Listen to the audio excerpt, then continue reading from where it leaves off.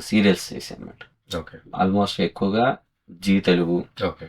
తర్వాత Gemini, ETV, హ్మ్. మొత్తం మా టీవీ, ఈ 4 ఛానల్స్ని కవర్ చేశాను. ఓకే. మూవీస్ కూడా స్టార్ట్ చేసాము. సమంతకు మణి చేశాను, డిఫర్ దోపిడి, సమంతకు మణి, Hmm. తర్వాత కేస్ 99, వారాహ. Hmm.